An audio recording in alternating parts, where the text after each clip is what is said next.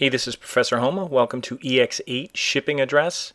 And what we're going to do with shipping address, I'm looking at code right now. The first line here, we're going to link to an external style sheet, which is going to help format our form. We have HTML, which will have all our form fields and all our labels. We'll have a button that basically initiates the form.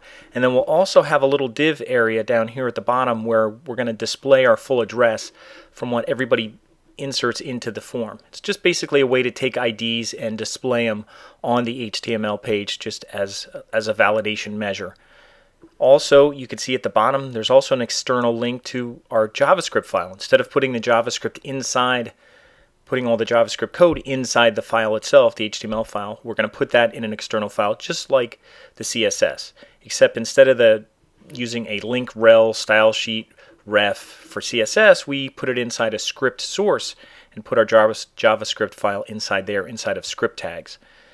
Right now it's basically a black and white form, and I'll just fill it out and I'll just put in some bogus information right now. I'll put in Steve Smith and I'll make up an address for him. I'll put a city. I'll put him out in Houston, and that would be Texas. I'll even put a small TX in there, and I don't know the zip in Houston, Texas. I'll just put 1, 2, 3, 4, 5, and then when I hit the submit button, what it does is it actually rewrites his address down here in this div.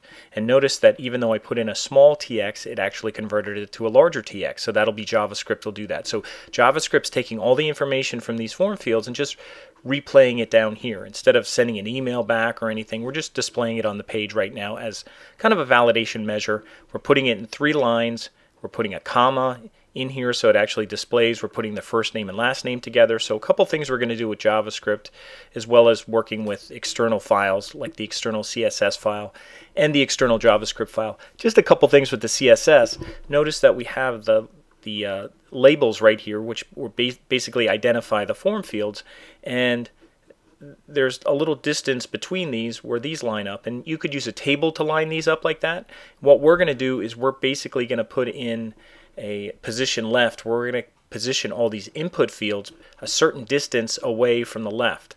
So we're going to do that through CSS. We're going to put them 12 ems away from the left side. So we're going to move all those things over so it kind of creates almost like a tab or an indent instead of using tables or anything like that, or instead of using floats like we've used on another one. So that's what we're going to do with this. So that's just a little introduction to get started. What you're going to have is you're going to have a file without this. So you're going to have to create your link to your CSS, you're going to have to create your link to your JavaScript, and then you're going to have to make those 2 files. Here's just a sample. Here's this CSS file. It's called ex8style.css. There's not a whole lot here. Just for the body, there's form, which just does a position relative, and then here's the form fields, which actually make it go to the left. Now, you could use a class of form fields, or you might be able to use input for that. That might work as well, so we'll try that out.